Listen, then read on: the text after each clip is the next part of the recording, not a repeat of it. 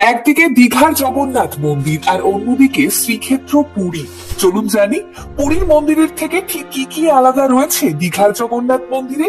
এক, 800 বছরের পুরনো পুরীর জগন্নাথ মন্দির কলিঙ্গ স্থাপত্যের নিদর্শন, তৈরি হয়েছিল বেলে পাথর দিয়ে। অপরদিকে দীঘার মন্দিরে সর্বত্রই মার্বেল এবং রাজস্থানী গোলাপি বেলে পাথরের কারুকার্যই চোখে পড়বে।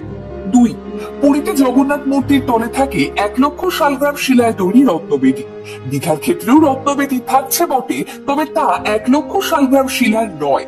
তিন, পুরীর মন্দিরের আদলে সবটা করার চেষ্টা করা হলেও দীঘার জগন্নাথ মন্দিরে থাকছে বিশেষ কিছু চমক, যেমন থাকছে দীপস্তম্ভ। উজ্জয়িনী মন্দিরের দীপস্তম্ভের আদলেই তৈরি হয়েছে এটি। চার, দীঘায় থাকছে আরো এক নতুন সংযোজন, পদ্মকুণ্ড। সিংহদুয়ার রয়েছে দুটি অংশে, আর তার মাঝেই অবস্থিত এই পদ্মকুণ্ড। পাঁচ, পুরীর মন্দিরে প্রসাদ হিসেবে দেওয়া হয় খাজা, কিন্তু দীঘায় প্রসাদ হিসেবে থাকছে প্যারা এবং গুজিয়া। ছয়, সন্ধে নামলে পুরীর মন্দির আরো ভীষণ শান্ত, কিন্তু অপরদিকে দীঘার জগন্নাথ মন্দিরকে কেন্দ্র করে বসবে মেলা, থাকবে লেজার লাইট শো।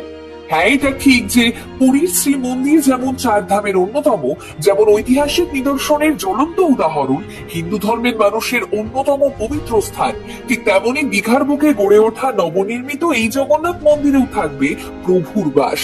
দীঘায় জগন্নাথ মন্দিরে প্রাণ প্রতিষ্ঠা করেছেন স্বয়ং পুরীর মন্দিরের প্রধান রায় এসে।